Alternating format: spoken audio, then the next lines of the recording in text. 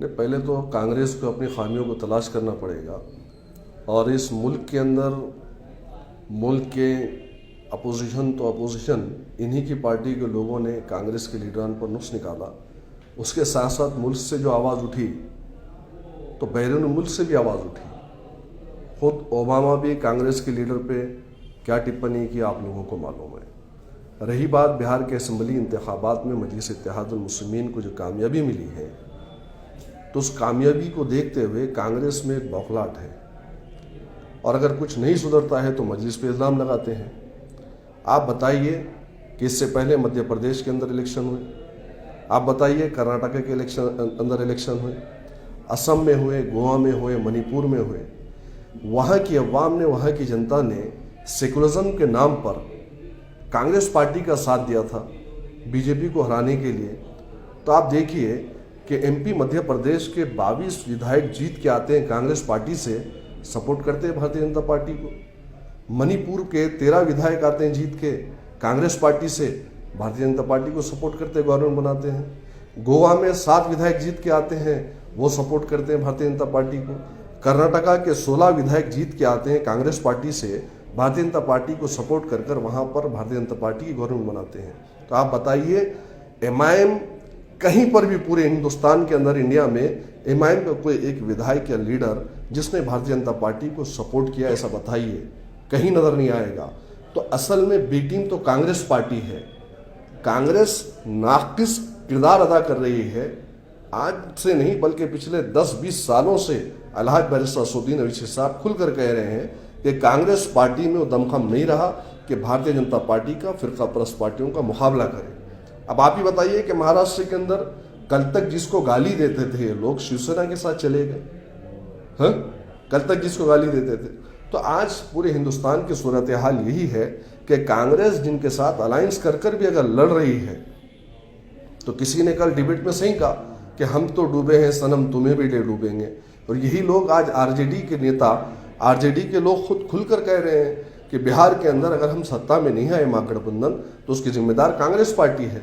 और यह हकीकत भी है, न कांग्रेस के पास कोई पॉलिसी रही है, न कोई स्ट्रेटजी रही है कि वो जीत का या हार का के बारे में सोचे, उसके बारे में कुछ लाए अमल बनाए।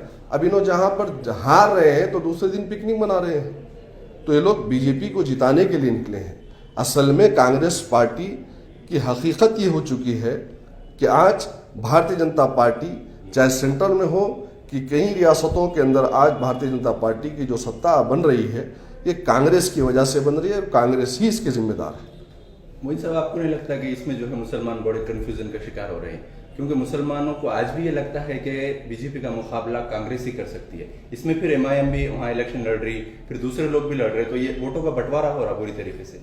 कहाँ बंटवारा हो रहा? पूरा डेटा आप जाइए सोशल मीडिया पे तो पूरा डेटा डाले हैं कि जहाँ से 19 सीट पर एमआईएम पार्टी ने इलेक्शन कॉन्टेस्ट किया था बिहार असेंबली के अंदर, 5 सीटों में अल्हम्दुलिल्लाह हमको कामयाबी मिली। एक अलायंस में बीएसपी के विधायक वहाँ से जीतते हैं, 6 हम जीते। बाकी आप देखते हैं कि 2 पे जेडीयू जीती है, 2 पे बीजेपी जीती है। बाकी सीटों पर आरजेडी और कांग्रेस पार्टी जीती है। और सिर्फ 19 में से बता रहा हूँ मैं आपको, बाकी पूरे बिहार का आप मुहासबा करेंगे तो बिहार में तो आपको बाबा 70 सीट दिए गए थे। आपने क्या रिजल्ट दिया? आप 15 से 17 एमएलए आप जीत के आए, जिसमें से 5 एमएलए फिर आपके बीजेपी के टच में, कांग्रेस के वहाँ के बिहार के। तो एक्चुअल फैक्ट है ये कि कांग्रेस पार्टी सिर्फ ये समझ रही है कि हम ज़्यादा से ज़्यादा सीट लेंगे और जीत जाएंगे, बल्कि जीतने का तो सवाल ही पैदा नहीं होता। वहाँ पर आप देखेंगे कांग्रेस राहुल गांधी की सभाएं कितनी हुई, कांग्रेस के कितने लीडरान आए, क्यों गायब थी वहाँ पे प्रियंका गांधी?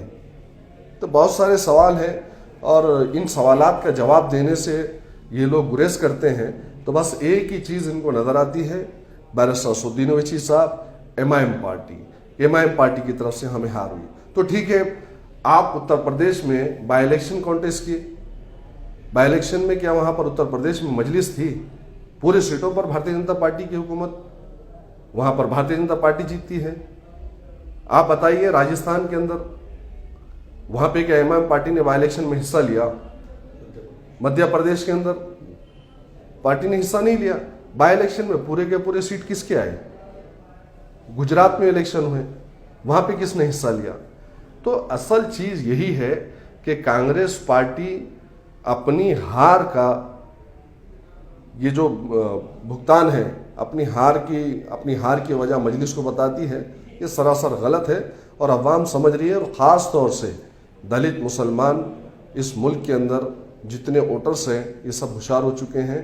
और अल्हम्दुलिल्लाह मैं समझता हूँ कि बिहार के असम्बली के इंतखाबात के जो नतीजे आए हैं, उन नताइज के बाद में पूरे हिंदुस्तान के जितने भी तबक़ात हैं माइनॉरिटी से ताल्लुक़ रखने वाले, उन सबको एक हौसला मिला। उसमें मुसलमान है, ST, SC, OBC, दलित है, सभी वर्गों को एक हौसला मिला कि नहीं, MIM पार्टी ही इन फ़िरक़ा परस्तों का जवाब दे सकती है, मुकाबला कर सकती है। एक आखिरी सवाल है मोइन साहब, बिहार की जीत के बाद असदुद्दीन अवीस साहब ने बंगाल जाने का ऐलान किया। इनके बंगाल क्योंकि जो है सेकुलर हुकूमत के पास है ममता बनर्जी की, तो फिर से लोगों में ये बदगुमानियाँ पैदा हो रही है और कई बुद्धिजीवियों ने तनकीद भी की इसके ऊपर कि असद साहब को वहाँ नहीं जाना चाहिए। नहीं भाई देखिए, तो फैसला सदर साहब करेंगे इंशाअल्लाह ताला। लेकिन आप मुझे बताइए, बिहार के इलेक्शन से पहले 2 महीने तक बिहार के हमारे जो सदर हैं अख्तरुल ईमान साहब, वो तो हर एक के पास गए कि आओ अलायंस में आओ, महागठबंधन वालों के पास गए, सभी के पास गए कि हम लोग अलायंस में मिलकर लड़ेंगे। जब तुम्हारी हमारी लड़ाई एक है, बीजेपी के खिलाफ में है, हम भी आपके साथ आना चाहते हैं, लेकिन नहीं लिया। तो नताइज तो आपके सामने है। जब आपकी जो लड़ाई है, इंसाफ की लड़ाई है, ईमानदारी की लड़ाई है, तो एक ताकतवर को आपको साथ में लेके लड़ना चाहिए ना। इसका मतलब है कि आपके दिल में कहीं ना कहीं खोट है, आप खुद चाह रहे हैं कि बीजेपी को जिताएं। मोइन साहब, जैसा आप बता रहे कि भाई अख्तरुल ईमान साहब सबके पास गए, सेकुलर पार्टियों से रब्ता करें, अगर ममता बनर्जी आपके राब्ते में आती है या उन्हें अगर आपको इत्तेहाद का पेशकश करती है तो कबूल करेंगे क्या? ये तो सदर साहब का फैसला है ना, सदर साहब का फैसला रहेगा। अब आपने नांदेड़ के इलेक्शन में नहीं देखा कि BSP को साथ में लेके लड़े थे हम लोग यहाँ पर। महाराष्ट्र के असेंबली के इंतखाबात में आपने खुद देखा कि असेंबली के जो इंतखाबात हुए थे यहाँ पर, या फिर पार्लियामेंट के जो इंतखाबात हुए यहाँ पर, तो प्रकाश अम्बेडकर साहब को साथ में लेके लड़े थे। तो असदुद्दीन ओवैसी साहब, अलहाज बैरिस्टर असदुद्दीन ओवैसी साहब, सदर साहब की यही सोच है कि हिंदुस्तान में तमाम मजलूम तबक़ात एक प्लेटफॉर्म पर आकर ये फ़िरक़ा परस्तों का मुकाबला करें। और ये तभी मुमकिन हो सकता है जो असद साहब की स्ट्रेटजी से, उनकी पॉलिसी से चलें। क्योंकि देखिए, मजलिस इत्तेहादुल मुस्लिमीन की जो फिरासत है अल्हम्दुलिल्लाह आज लोगों को नज़र आ रही है। लोग आज बोल रहे हैं कि हाँ, असद साहब की बात में दम था, असद साहब सही कह रहे थे कि कांग्रेस पार्टी बूढ़ी हो चुकी है, कांग्रेस में दमखम नहीं रहा। और सिर्फ असद साहब अब तक कह रहे थे, लेकिन अल्हम्दुलिल्लाह आज वो असद साहब की बात को लोगों ने तस्लीम किया, न सिर्फ तस्लीम किया, आज डिबेट का हिस्सा बना हुआ है।